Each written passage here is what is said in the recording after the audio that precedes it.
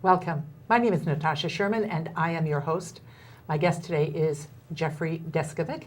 He is the executive director of the Jeffrey Deskovic Foundation. This is part 2 of an interview with him, and Jeffrey was wrongfully convicted for rape and murder at the age of 16, sent to prison. After 16 years, he was exonerated, and since then, 2006, he has created the Jeffrey Deskovic Foundation. Welcome. Thanks for having me. So I want you to tell me a little bit about the foundation, but first I want to ask you, I want to go back to you came home and all of a sudden a new life is confronting you. You're thrilled to be out, but how do you adjust? You've been 15 years outside of society. What do you do? Well, it was, I had to learn a lot of technology. And I had to do a lot of work with mental health professionals and help me to cope with the aftermath of having been wrongfully imprisoned. I had to learn a lot of things for the first time. I had never shopped for my own or paid rent. I had to get a driver's license, try to establish credit. There was a lot to it. Dropped on another planet. Exactly or in a different culture. Yes. Well, yeah, definitely. In fact, I've even said that before in other interviews. It feels like I'm on a different planet. Does it feel like, does it still chafe or does it feel comfortable at this point? It feels more comfortable, but at times it doesn't quite feel normal. Sure. And that may never happen. Yeah, I think that with, speaking from my own perspective, from my own experience and also from talking with other people who are exonerated, I think that, my symptoms start, on a scale of 1 to 10, 10 being, the highest. I think you can go from a 10 down to a 5. I don't think I'll ever get to 0 or 1. Right. So, you had some lawsuits. You were wrongfully convicted, and every step along the way, there were things that happened that were not right. Right. And people were doing things that were not really legal. They were lying. They were, withholding information. Withholding information. Committing misconduct. So exactly. You then had some lawsuits. Yes. And it seems to me that if I remember it correctly, you came away with $8 million. Yes. Yeah. About that. Right. The different parties paid more than that, but as you know, you have to pay the expenses, and then the lawyers take a third. So in reality, you keep 55 to 60%. So, yeah. So having been in prison, having lost 15, 16 years of your life, it would be easy to go, hey, see you later. I'm out of here, and buy an island, and yet you chose to take 1.6 million of that. 1.5 million. 1.5 and start this foundation. Yes. So tell us about the foundation. Why? What are your goals? And what is the status of it? Sure. Firstly, when I was initially released, it took about 5 years for me to receive any compensation. But during that time period, I was an individual advocate, so I wore different hats. I became a professional speaker. I became a lobbyist, so I lobbied elected officials in New York and Connecticut to pass wrongful conviction prevention measures. I became like a quasi-public persona, doing a lot of television, radio, and print media If you hadn't done this, would you have been able to find a job? No, in fact, even though you were exonerated. No, I tried to do that. I was always passed over for gainful employment because I didn't have the same level of job experience as other applicants, and the employers seem to always want somebody who could hit the ground running. So I developed this body of work. I got a scholarship from Mercy College, which I used to complete a bachelor's degree. Later, I got a master's from John Jay. And so after about 5 years, I was able to settle with some of the defendants in the lawsuits, as you mentioned, and I wanted to take my advocacy work to the next level. So we wanted to continue. We have 4 prongs. We raise awareness when we seek legislation. So kind of like what I did before, just more of same, but with a support staff. But then most importantly, we have 2 other components, which I could never do on my own. We have the exonerative component, which we try to free people, both in cases with DNA and without. So the Innocence Project only works with people with DNA. Yes, exactly, that's only around in 5 to 12% of all serious felony cases. So you have expanded that into non-DNA cases. Okay. Yes, Yes, exactly right. And so to carry that out, I have on staff an attorney, an investigator, and a paralegal. And then we also have the reintegrative component, which we try to help people put their lives back together again. So the foundation, we have an apartment that's leased, which we've provided short-term housing for several exonerates who were released and didn't have a place to go. After that, so you give them a place to stay, but how do you teach them Right. to live in society if they have nobody?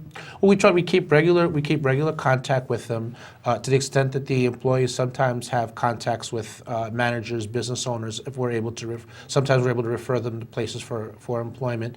And then also there's like a type of camaraderie. I mean, which is more, I guess it's a combination of friendship and almost like a sponsor, like in a AA. Sure. So I personally spend time with a lot of the exonerees, so they find that as a stabilizing factor. In terms of the status of the organization, so we, I set aside enough money to run the organization for about 3 years. So between now and December, the staff and I were, making our final push to make the organization sustainable. Hopefully, we will be able to do that and keep going. But on the other hand, if we're not, then I'll unfortunately have to close my doors. And you know what's really, everybody wants to make a difference on some level, I think, or most people do. And we all have different choices, different things that are our kind of resonate for us. I think in this, part of the reason maybe people aren't drawn to it immediately, they're drawn to it, they listen to the stories, but they don't then take the next step, Right. is because it hasn't actually, in their mind, touched their world.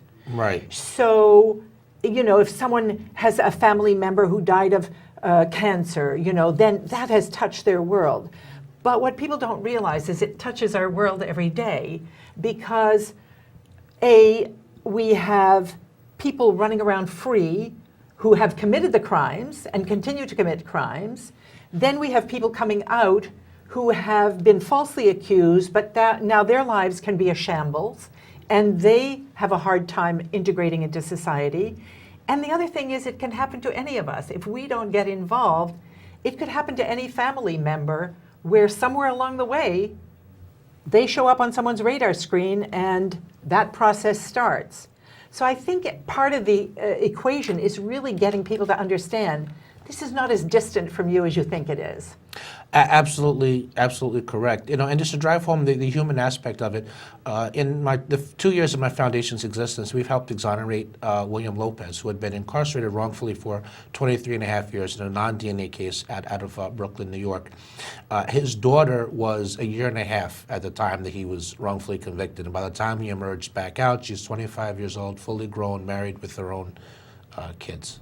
Yeah, and how do you do that to another human being? When you're wrongfully in prison, it's not merely the loss of freedom either. There's, the violence and abuse that goes on while in the prison system. But beyond that, you miss births, deaths, holidays. For me, it was school prom, graduating high school, finishing my education at a normal age. Did you ever date? No. Before you went to prison, you never had a date? No, I didn't. How has that impacted you now? Well, I found it very I found it very difficult to approach women that I'm attracted to. I think it's a different set of approach dynamics in different settings. So if you're not quite so sure how to go about it, then half the time you don't, and the other half it doesn't quite go so well. And the other part of that, and this is kind of like the post wrongful conviction stigma, yes, is. Okay, you were incarcerated wrongfully for 16 years, but you were still there, so how much of that actually rubbed off on you? So who wants to go out with a guy that spent 16 years in prison? Yeah. Is it safe to be alone someplace with you? So that's kind of what, and how do you answer the normal getting to know you questions? Well, what do you do? Well, I run a foundation. That's great. What does it do? And I explained, well, that's even better. Yeah, I read about that last week. And how come? Yes. Okay. But well, now, that was one of them. right? And you can the whole the air is sucked out of the room at that point. It's interesting the because whole thing is different. I was reading somewhere about somebody talking about having been diagnosed with cancer. Okay. People then no longer related to him as the person. Right. He was now his disease. Right. So people come in and the only conversation and the only thing is you might be somebody who's dying and you have cancer. And whoever he was disappears. But see, that's exactly what I experienced in those Yeah. situations. But then even in terms of being on an advocacy trail, one of the things I've really fought hard to establish is, my credentials as an advocate. Yes, I was wrongfully imprisoned 16 years, and yes, that is what motivates and drives me, but I'm more than that. I understand the Yes. issues beyond the lens of my own experience. I do have a master's degree. I did write my thesis on the causes of wrongful conviction and the reforms above and beyond what happened in my case, and I do consider myself to be a professional and an advocate. But to get everyone else to recognize that is not always so easy. Yeah. And, people are complex. So you have your mission and you have the thing that compels you. But you also like music and you Yes. also love sports and you also Right. love wrestling. Yes. So you're a complex human being, but it gets narrowed down through that kind of myopic lens of prison, wrongfully convicted, Right. but still in prison for 15 years. Guess what? 16, but yes. 16, yeah. Yes, you're Yeah. right. I'm sure it's tough to deal with. It is. I can't tell you how often, I wish my background was something different so I had different answers to give. Yeah. In a minor way, you kind of alluded to it earlier in terms of this, the stigma and mistreatment for people that are incarcerated for sex offenses. One of the ironic things is I remember thinking when I was in prison, gee, I wish I was imprisoned for something other than a sex offense. Right. Even though it's a false charge, but Right. even to have some charge other than that, just to Yes. not have to deal with that, and now just a different version of the same thing, to wish that my background Yeah. was What were you something. accused of? Yeah, exactly. Would that I could be who I am, but just coming at it just from an Yes. academic or concerned professional, not the first person. But then sometimes, not always, the most effective people for change are those who are first person advocates. And so I've I kind of look at what happened to me in a grander scheme Sure, of bigger things, picture. bigger picture. Like, Yeah. this is what I'm meant to do in life. This Right. is my mission. And so if I can accomplish this, freeing people and preventing them from happening to them and helping them reintegrate all facets of this, then that can be my silver lining, which Yeah. I take some meaning out Yeah. of. So let's talk about tips and tools. What should people know? Yes. People should be aware of what the real state of the criminal justice system is, what the systemic deficiencies are that lead to wrongful convictions, and, more importantly, what can be done to prevent them. To go over a few of those. We covered coerced false confessions. We didn't mention what the reforms are there. So to slow down the rate of wrongful convictions caused by false confessions, we have the reforms of videotaping interrogations from beginning to end. So do they do that now? Are they compelled to do that Well, in New York State? No, they don't do that in New York State. Certain jurisdictions are voluntarily doing it, but it's not mandatory.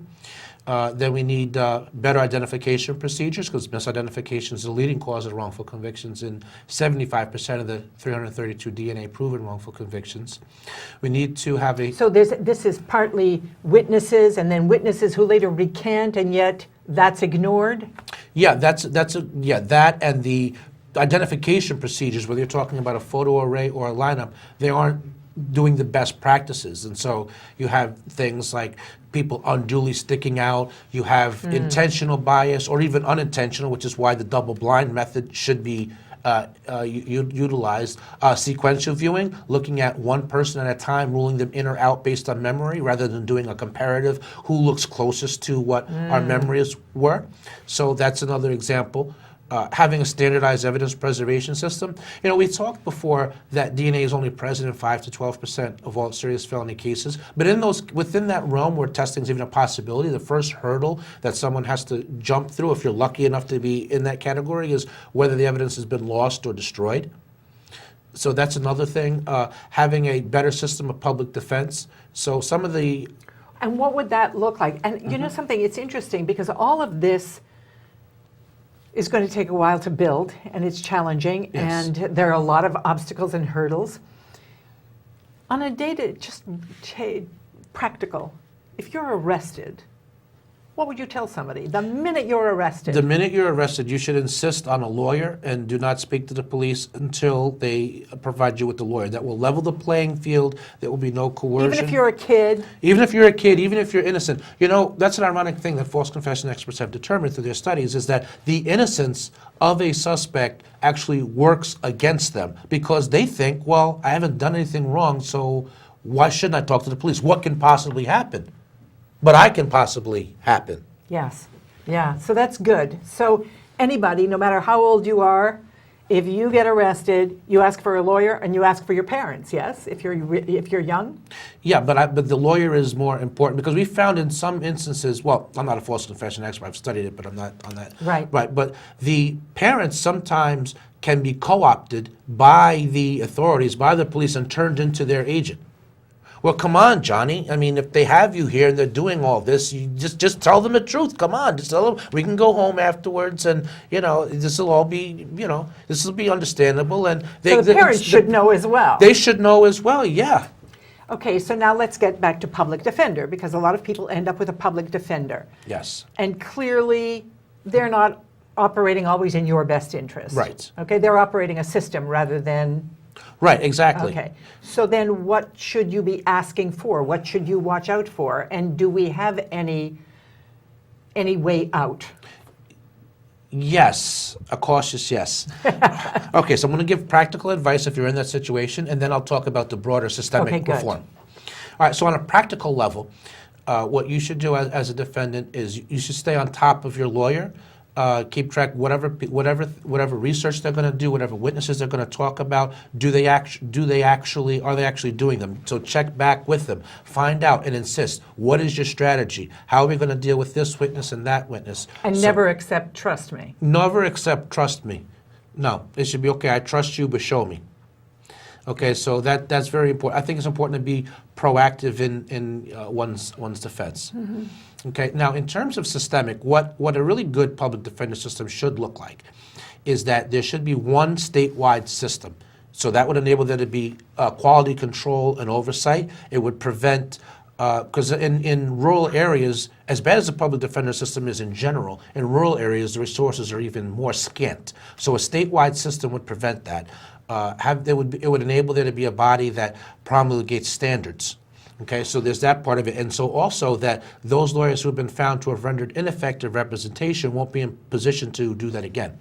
Good. And then... being held accountable. Right. And then some of the institutional handicaps that are inherent within the public defense system need to be addressed. For example, we need to reduce caseloads. Like in the Bronx, for example, it's not unusual for one public defender to represent more than 100 clients.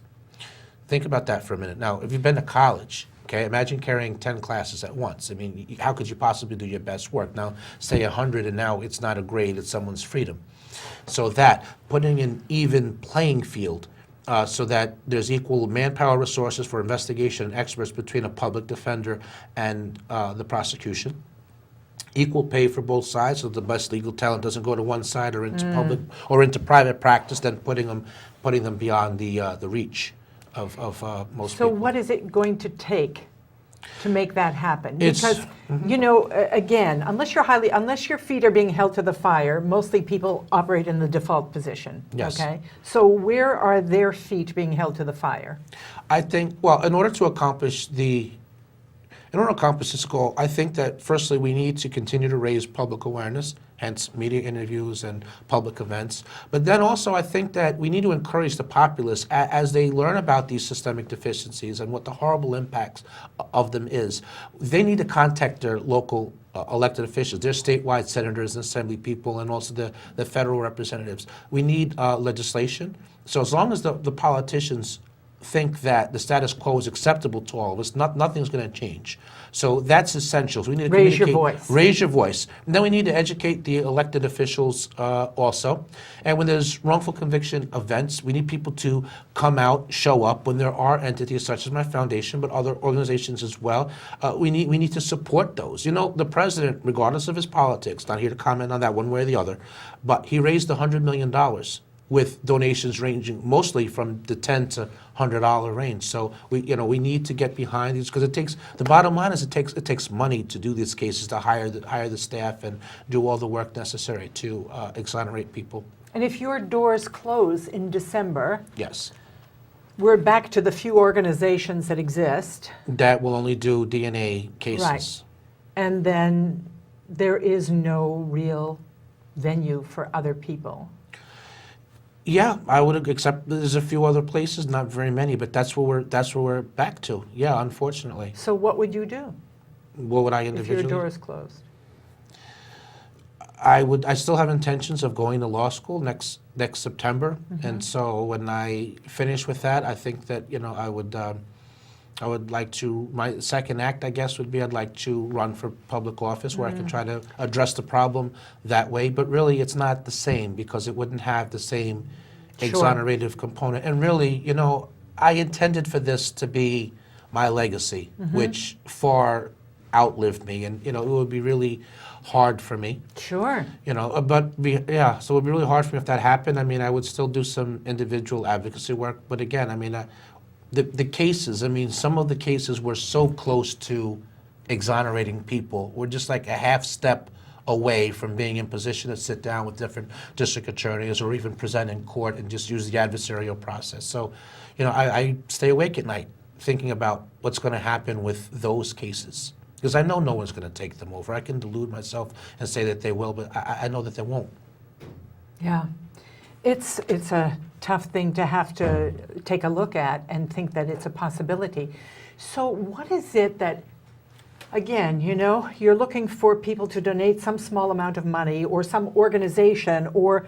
So I'm looking for small donors. I'm looking for mid-sized and large donors. I'm looking for board members. I'm looking for celebrities, whether that's an athlete or an actor or somebody with a voice to throw some support, an ambassador, try to attract more attention to the organization. Maybe sometimes large companies they have a philanthropical aspect of it. So maybe if you're an employee there, you could suggest that entity take a look at us to potentially be a recipient of funding.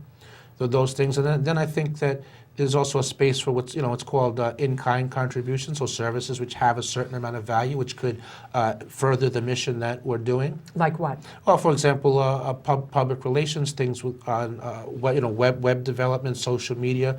Those are some things. Definitely exposure and awareness. So if you're working at or have access to people who are in the media, non-traditional media, traditional media, the blogosphere, wherever. So opportunities to make further appearances, so to speak, of one kind or another, would also be helpful.